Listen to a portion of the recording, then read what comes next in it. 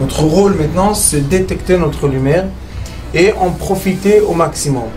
Et quand on a un plaisir ou un désir, la porte s'ouvre encore plus grand. Comprenez, c'est quoi la lumière? Lumière, amour. C'est pas important qui tu es, où tu es, comment tu es. Dieu t'aime. Est-ce qu'on peut défaire des sorcelleries? Oui. Mais, un grand mais comme ça, c'est que le système nerveux de l'être humain, et là on arrive à la thérapie lumière, le système nerveux de l'être humain s'est approprié un comportement sorcellerie. C'est plus le problème de la sorcellerie parce qu'on l'a enlevé de la sorcellerie, mais il reste handicapé de la sorcellerie parce qu'il n'arrive pas d'y croire que vraiment la sorcellerie n'existe pas. Parce qu'on doit prendre le système nerveux et l'adapter, le remettre à jour dans un espace-temps sans sorcellerie. Mais physiquement, quelqu'un qui est souvent présent, il ressent quelque chose? Il ressent qu'il n'est plus maître de sa vie, ni de ses actions, ni de ses paroles, ni de ses pensées, ni de ses sentiments et ni de ses souvenirs. Il n'est plus le maître. Quand on enlève son cerveau, il redevient pareil, il le sent. Il ressent que quelque chose a changé, mais le système nerveux n'arrive pas à s'adapter parce qu'il s'est habitué à un autre comportement. D'accord? Et il y a une très grande question qui se pose. Pourquoi tout cela? Je vais vous donner la réponse qui va vous choquer un peu. Pour dévoiler dans le monde l'amour propre. L'amour propre. Dévoilement de l'amour propre. Alors pourquoi et vous savez, attendez, et vous savez où on étudie ça? La vache rousse oblige le prêtre qui est pur de devenir impur pour purifier celui qui est impur et le rendre pur. Il est écrit qu'il y avait seulement 9 vaches rousses et la 10e sera Mashiach. Et il est écrit que les Kohanim, les prêtres, ne voulaient pas pratiquer ça. Pourquoi? Parce qu'ils disaient, moi je suis pur dans le royaume de la pureté. Pourquoi je vais devenir impur pour celui qui est impur? Fais attention, touche pas au mort, ne va pas avec une ida, fais pas ça. Tu resteras pur. Qu'est-ce que moi j'ai besoin? Parce que toi tu as fauté, moi de devenir impur? Eh bien il est écrit que c'est le summum de l'être humain. Tu dois être pur pour toucher l'impur et le purifier. Et vous savez qu'est-ce qui est beau? Le maître du monde a dit, celui qui fera ça, le soir déjà devient pur. Ça veut dire la journée sera impure, mais le soir c'est fini, il redevient pur. Donc on a gagné, on a 2 purs. Mais c'est laps de temps impur, les gens ne voulaient pas. C'est exactement quand on va aider quelqu'un qui est malheureusement dans la sorcellerie. C'est écœurant. Il y a une mauvaise odeur, c'est pas agréable, c'est pas bien, tu touches des choses que tu ne veux pas toucher. Mais ton frère il est là-bas, ta soeur est là-bas, tu vas pas les aider? À vous écouter, quand vous dites que le résultat c'est de nettoyer l'amour propre. Non, le résultat c'est de dévoiler l'amour propre. De dévoiler. Est-ce que ça veut dire que ces gens qui se font ensorceler, leur amour propre est volé? Non, c'est pas eux. C'est l'amour propre des sages.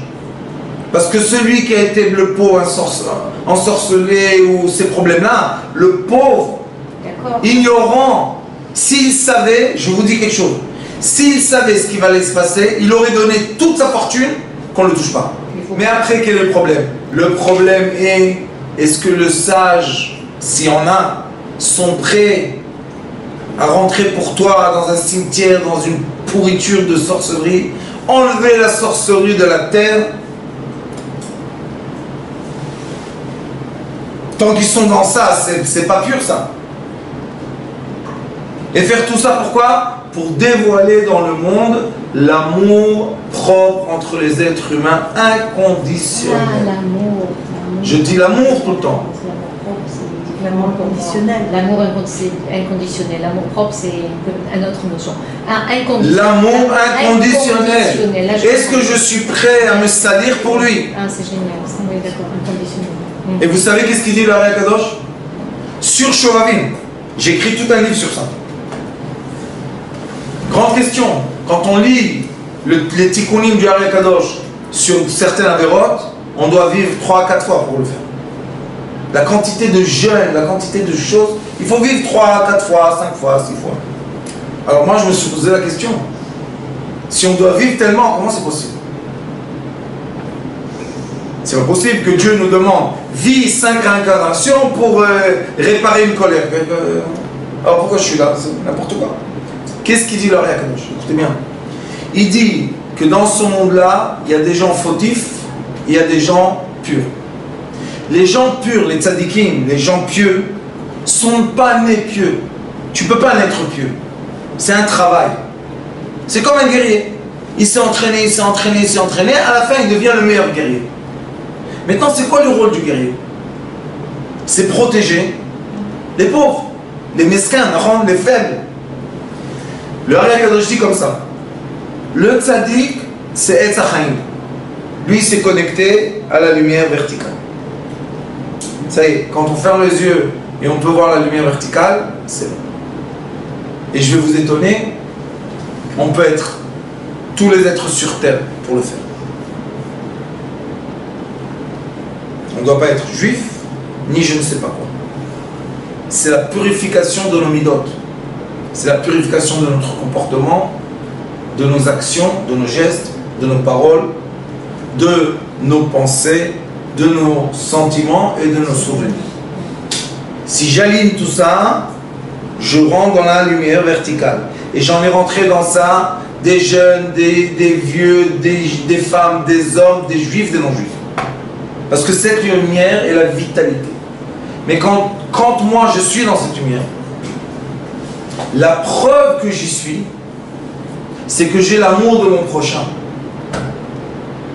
Ça veut dire que je tends ma main à qui? À ceux qui ne sont pas encore dans cette lumière. Et le Ari Kadosh dit, le but et le sens du tikkun, du shovavim, le tikkun de l'impureté, est que le tzaddik, quand il fait le jeûne, vous savez, il y a des jeûnes qu'il faut faire. Il y a les jeûnes, les prières qu'il fait, c'est pas pour lui. C'est pour connecter ceux qui ne sont pas capables. Vous comprenez un peu? Et il dit, mais comme il perd du sang, le jeûne, on perd du sang, il dit, celui qui est dans l'impurification, il donne la tzedaka, il donne de l'argent, parce que l'argent s'appelle du sang, et ils font l'échange entre eux. Et c'est comme ça que lui, le Ari Kadosh dit, mets-le dans l'arbre de la vie, même s'il est une petite feuille, il est dans l'arbre de la vie connecté. Mais ça c'est difficile, parce que si moi je suis rentré dans l'arbre de la vie, et maintenant je ferme mes yeux, et c'est tout clair, pourquoi que je rentre dans l'impureté? Question Naran, écoutez bien, les sages disent, et il écrit dans le Talmud, le tzaddik, des fois, fait des avérotes, des interdictions qui deviennent des permissions. Comment c'est possible? Comment c'est possible? Vous savez pourquoi? Parce que quand il rentre dans l'interdiction, il est rentré dans la zone mauvaise. Mais il doit récupérer de là-bas un être. Ça s'appelle en hébreu Messirut Nefesh. Il est prêt à se donner lui-même pour que l'autre vit. Et c'est pour ça qu'il est protégé par Dieu. Donc on en a dans la sphère impure un ignorant et un tzaddik. Un est protégé malgré qu'il est dans la purification, et un n'est pas protégé, le pauvre. C'est comme deux qui sont dans vous savez, des fois il y a eu maintenant en Europe des inondations, que Dieu nous en préserve. Vous savez, ceux qui rentrent dans l'eau, ils rentrent avec les masques, avec les ballons et tout, ils peuvent rester dans l'eau 1 heure pour chercher les morts. Mais celui qui est dans l'eau, qui n'est pas protégé, il est mort. On dit, comment lui il est vivant, celui-là il est mort? Celui-là il est rentré avec combinaison et le casque et tout, donc il a passé, et l'autre, non. Le tzaddik, quand il rentre dans la zone impure, pour sauver la vie de son frère, il est protégé. On est maintenant dans le même endroit. Mais moi, j'ai la combinaison et toi, tu n'as pas. Qu'est-ce que je dois faire? Te donner la main et te faire sortir. Vous avez, j'ai vu maintenant une vidéo qui montre un jeune homme en Allemagne qui est rentré dans une maison, il a grimpé le mur. Il est rentré dans une maison, il a cassé je sais pas quoi, les murs et tout, pour faire sortir une vieille dame. Qu'est-ce qui s'est passé avec la vieille dame? L'eau a inondé mais elle n'est pas inondée pour noyer, juste la moitié. Mais il faisait froid. Et elle ne pouvait pas sortir de la maison parce que la porte, on ne peut pas l'ouvrir avec l'eau. Vous savez qu'est-ce qu'il a fait? Il a cassé le mur extérieur. Il était dans l'eau. Il a cassé le mur extérieur de sa maison. Après, ils sont venus les pompiers l'aider. Mais lui, il est parti dans la rue, il a grimpé tout ça, il est rentré. Inondé, tout froid. Pourquoi tu fais ça? Va te trouver un abri. Tu vas sauver la vie d'une dame. Mais lui, il n'avait pas froid. Pourquoi? Parce qu'il était chaud de la volonté de sauver la vie de quelqu'un. Mais elle, la pauvre, elle avait tout froid. Et qu'est-ce qu'ils ont fait? Ils n'avaient pas où les abriter les gens. Vous savez qu'est-ce qu'ils faisaient? Ils défonçaient les maisons en haut et ils les abritaient dans les étages. Tu ne peux pas les prendre. Ils l'ont monté dans la maison d'un voisin, ils ont tout... tout plein de choses chaudes, et elle a repris la vie, pour Hachem. Ce monsieur, ce jeune-là, de quoi je me mêle? D'accord? De quoi je me mêle? Monter sur le toit, presque tomber, presque mourir, de quoi je me mêle? Parce que lui, c'est un vrai. Lui, sa vie éternelle n'a pas de fin. Vous savez c'est qui? Un jeune arabe du Maroc. C'est très important de le dire, un jeune arabe du Maroc. Vous voyez, même les Marocains, ils aident la vie des gens. C'est n'importe quoi. On est tous des êtres humains. Quand il y a des désastres, on est tous des êtres humains. On dévoile l'être humain. D'accord? Donc, quand il y a des sorcelleries, malheureusement, et les gens sont rentrés, tous les jours ils rentrent, dans des sphères impossibles, notre rôle, c'est de rentrer dans la sphère impossible et sauver la vie de notre frère et sœur, juif ou pas juif, c'est même pas la question. Sauf, je suis d'accord, c'est pas agréable du tout. Je suis d'accord, quand les gens vont dire, grave, moi je préfère ne pas le faire, je te comprends. Mais il y a un degré de lumière que tu sais que tu appartiens à la lumière. Donc qu'est-ce qui va se passer? Rien. Tu peux rentrer, sortir, faire ce que tu veux. Et pour arriver à ça, il y a une qualité de caractère qui est celle qui résout tous les problèmes. Vous savez comment ça s'appelle? Humble, humilité. Pourquoi? Parce que la sorcellerie, elle a une mesure de matière qu'elle peut saisir. Ça s'appelle 9 cheveux, un sur l'autre. Vous voyez, tout est écrit. C'est un grain de blé. Dès que tu sens un peu plus qu'un grain de blé, tac, elle peut se coller à toi. Mais si tu es complètement humble, elle ne peut rien te faire. Même si elle passe à côté de toi, elle ne peut rien te faire. Pourquoi? Parce que tu ne tiens pas, tu n'es pas une mesure qui tient, tu n'es pas un kéli. Moshe Rabbeinu, lui, qu'est-ce qui est écrit sur lui dans la Torah? C'était le plus sage, le plus grand, le plus... Il est écrit Vaïsh Moshe Anav. Moshe Rabbeinu était humble. Les gens pensent que pour devenir un maître de lumière, il faut être un grand savant, écouter, étudier beaucoup de livres. Non, non, non. Il faut être tout simplement à la connaissance de la puissance de la lumière et devenir rien. C'est intérieur. C'est pour ça que je vous dis chaque fois quand on fait les méditations, annulez vos envies d'action, annulez vos envies de parole, annulez les envies de pensée, annulez les sentiments et annulez les souvenirs. Et quand on s'annule complètement, la lumière est là. Maintenant je vous pose une question. Je vous ai dit que l'obscurité contourne l'être humain. Oui, mais l'obscurité est une couche inférieure. Au-delà, il y a la lumière de l'âme.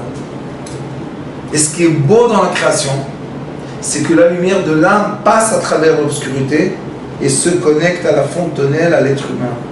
Chacun de nous, chaque chose qui existe est connectée à la lumière. Sans lumière, il n'y a pas d'existence. Regardez dans la science quantique, vous allez voir que là-bas, ils en parlent beaucoup. Oui, madame. Vous disiez tout à l'heure, on parlait du coup que vous avez extrait le serpent.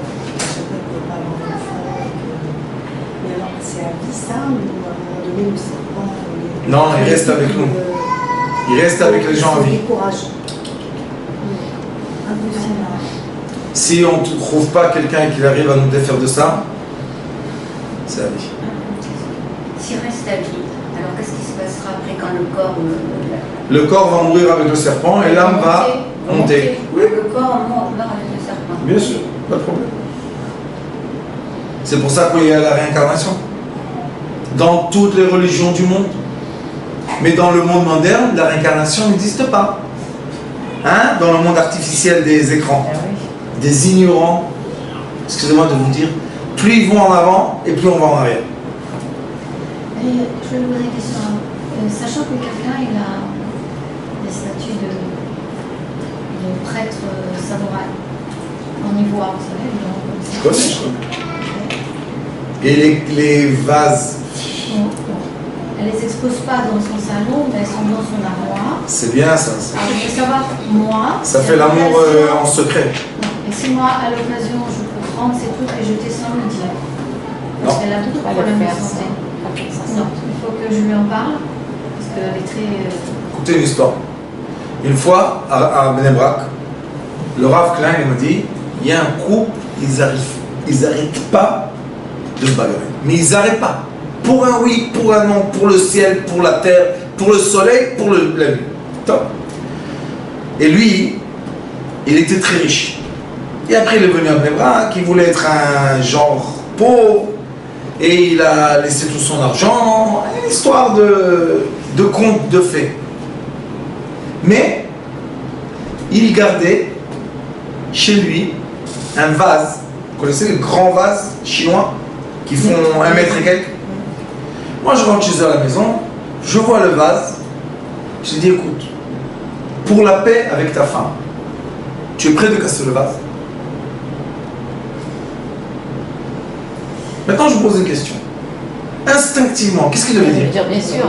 Casse-le en mes morceaux. Bien sûr. Vous savez qu'est-ce qu'il m'a dit? Non, toujours facile pour la... Non, Je la jette de la maison et je casse pas le vase. C'est bien. Ah ben, il était bien collé au vase. Écoutez bien. Je le prends avec moi. Il est devenu Soferstam en plus. Il y a ceux qui mettent les tefilines à lui. Et je lui dis, viens avec moi. On tourne le vase. Derrière, il y a l'image d'une femme chinoise. Vous connaissez les images d'une femme très belle? Oui. Je lui dis, écoute, Très belle, je pense. ta femme, c'est ta maîtresse. Et elle, c'est ta femme. Il est devenu bête. Comme ça. Il dit quoi? Je lui dis, ta femme, c'est ta maîtresse. Et elle, c'est ta femme. Il me dira, qui a parlé avec toi? Je l'ai pris sans parole. Il me dit, c'est quoi cette histoire? Je lui dis, je te répète, celle-là que tu as cachée, c'est ta femme. Elle, la pauvre, c'est ta maîtresse. C'est pour ça que tu comportes avec elle comme une esclave. Mais en vrai, elle, c'est ta femme. Et celle-là, il faut la tuer. Il me dit, viens de côté. Je fais de côté avec lui. Il me dit, tu sais que je rêve d'elle tous les jours. Maintenant, lui, il ne donnait aucune importance. Pour lui, c'est des rêves. Il était en Chine, il était là, il rêvait de chinoise. Qu'est-ce qu'on s'en fout? J'ai dit, la femme qui est dans le vase, c'est elle. Elle m'a dit, qu'est-ce qu'on fait? J'ai dit, c'est toi qui décides. Ou ta femme ou le vase. Il dit, mais je ne peux pas m'en séparer. J'ai dit, tu me permets moi de t'en séparer? Il dit, qu'est-ce que tu vas faire? J'ai dit, moi je te casse, qu'est-ce que tu vas faire? Il me dit, mais c'est avec moi, 20 ans. J'ai dit, qu'est-ce qu'on s'en fout de 20 ans? Ta femme, la mère de tes enfants. Question, est-ce que s'il n'avait pas cassé le vase mais qu'il l'avait vendu, qu'est-ce qui serait passé? Elle n'aurait pas quitté. Elle n'aurait pas quitté le monsieur. Donc ça veut dire qu'elle serait sortie du vase pour aller dans un autre endroit. Elle le colle à lui, colle à lui, colle à lui. C'est ça. Écoutez, vous savez qu'est-ce que j'ai fait? J'ai dit bon, donne-moi la main, il m'a donné la main. J'ai dit, tu veux ta femme, celle-là, ou tu veux celle-là? Il m'a dit non, je veux la mère de mes enfants. Je lui ai dit, pas de problème. Mon Hachem, mon amour est avec nous. C'était bien. 1, 2, 3, le vase, boum, a explosé. Je vous dis, il a presque eu un infarctus du cœur. Mais tu sais quoi ça? Je lui ai dit, t'as choisi ta femme. C'est fini. Celle-là, elle est morte. Il n'a plus rêvé de cette femme. Et la paix est venue chez eux. Vous comprenez? Ce sont des choses que ce n'est pas des histoires. Moi, je les ai vécues. Je peux vous raconter comme ça des dizaines et des centaines. Sauf, il faut être conscient. Et il faut étudier. C'est pour ça que vous voyez ce cours-là, il va être publié sur YouTube. Parce qu'il y a énormément de gens, malheureusement, qui ont chez eux à la maison ces petites statues, ces petites images, ces trucs-là, genre de l'Antiquité, des bêtises. C'est très dangereux. La maison doit être propre. Il est écrit dans la Torah, c'est pas pour rien. Ne fais pas de statue, ne fais pas de masque, c'est pas la peine. Laisse ta maison propre, les murs propres, tout propre. Vis bien, vis dans le calme, vis dans la réalité. On n'a pas besoin de tout ça. Tu veux faire un beau dessin, eh bien dessine. Prends quelque chose, dessine-toi un beau dessin. Ça, il n'y a pas de problème. Mais il y a des gens qui dessinent des rêves. Dessinent des rêves? Oui. Et dès qu'ils ont dessiné le rêve, et maintenant toi tu achètes le dessin chez toi à la maison, tu rentres dans la sphère du rêve. C'est pour ça que je parle instinctivement. Un instant. Dans les peintures, oui. Quand des fois il y a des personnages et tout, je dis Nahon. Oui, monsieur Sam. Je ne savais pas que c'était ça. Je vais vous poser, Samuel, je vais vous poser quand même deux questions. Alors, la première, vous savez que la grande différence, vous savez que dans le christianisme et l'islam, on parle exactement de la Torah, on raconte exactement l'histoire avec les mêmes prophètes de la Torah, les mêmes Adam, Ève, Abraham, Yitzhak, Yaakov, tout ça, tout est Moshe Rabbeinu, tout est dans les deux autres religions. Par contre, il y a une différence entre le judaïsme et les deux autres religions, c'est que dans le judaïsme, on dit od milado, c'est ça? D'accord. Et dans le christianisme et dans l'islam, on dit que, en fait, comme vous savez, que les forces du mal combattent les forces du bien. C'est-à-dire les forces de la Touma combattent les forces de la Kusha. Alors, je voudrais savoir ce que vous en pensez. Deuxième chose, je voulais vous demander quelle est la signification quand un miroir explose tout seul. Voilà, déjà c'est pas mal comme les deux questions, c'est déjà bien. Première question, la réponse est, comme j'ai expliqué tout à l'heure avec la lumière du tzaddik et la sphère obscure. Vous avez raison, quand l'homme de lumière rentre dans la sphère obscure, le combat est très simple. La sphère obscure essaye de détourner le visage et la conscience de l'homme lumière de la lumière. Parce que si je descends dans l'obscurité, mais ma conscience est tout le temps vers la lumière, je ne peux pas être atteint. Mais si, avec un choc, et je tourne mon visage, c'est tout ce qu'ils veulent. C'est pour ça qu'on dit qu'une personne a le visage retourné. Vous connaissez cette expression? C'est quand elle a détourné son visage, et là, l'obscurité, elle a le droit de l'attraper. C'est pour ça que ce n'est pas donné à tout le monde, mais il faut savoir que ça existe, le combat existe. Oui. Et il est écrit depuis le début du temps, c'est le premier combat entre l'homme méchant et l'homme lumière. C'est écrit dans le Zohar, c'est écrit dans les livres anciens. Première chose. Deuxième, quand les choses explosent dans la maison, c'est signe, toute seule, c'est signe qu'une force de mal a disparu. Il y a des gens, vous savez, qui cassent tout le temps la vaisselle. C'est parce qu'il y a des forces de mal qui les entourent, qui s'en vont. Donc quand quelque chose se casse, il y a eu une explosion de lumière et le mal est parti. Donc oui, c'est bon signe. Vous voulez une petite histoire pour aérer les... J'avais une tante, que grâce à elle, on a tous les cours en français. Elle s'appelait Marlène Rachel. Cette dame, mon grand-père, le pauvre, il est mort de tristesse. Pourquoi? Parce que le père de ma mère était à Djerba et à Tunis après. Il avait 4 filles. Et ces 4 filles-là, malheureusement, ont eu une vie affreuse. Les 4. Et il y en avait une qu'il était sûr que c'est bon, ça tient, tout va bien. Et un jour, cette tante a dévoilé que le mari là-bas, hein, elle a dû tout dire. Pourquoi tu as tout dit, on ne sait pas. Mais le pauvre, cette dernière fille qu'il aimait beaucoup, qui vit encore, a dû se divorcer. Et il n'a pas supporté ça. Et j'ai parlé avec un ami à lui, des années après. Il m'a dit, toi, tu es le petit-fils de M. Cohen? Je lui ai dit oui. Il m'a dit, tous les matins, il allait à la synagogue, il pleurait. C'était un homme, vous savez, des Tcherbiens. Il pleurait. Alors une fois, il a dit, Yababi, pourquoi tu pleures? Il a dit, comment toutes mes filles? Donc, cette femme-là, ma tante, je l'ai emmenée chez mon Echaim.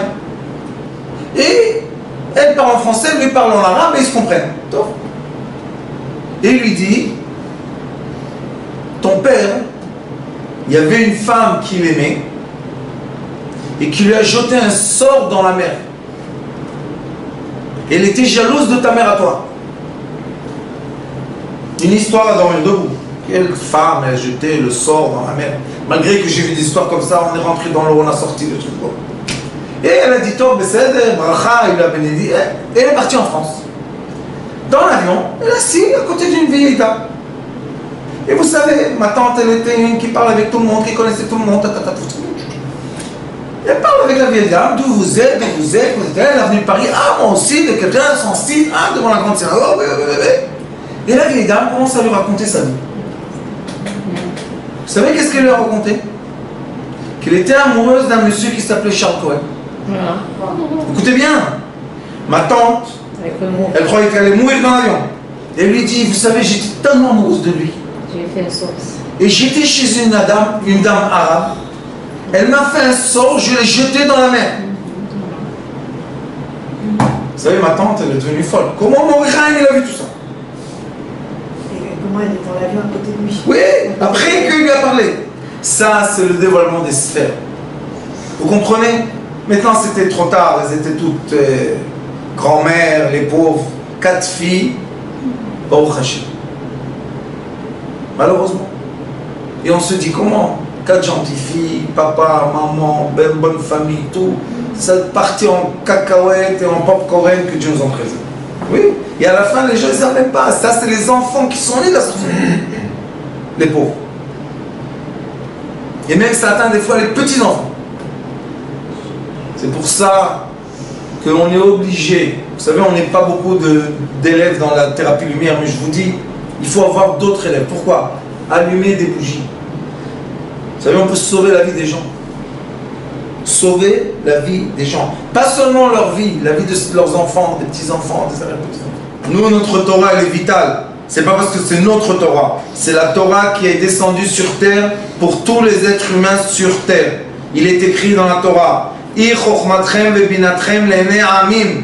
Cette Torah, c'est pour illuminer et éclairer la conscience des peuples.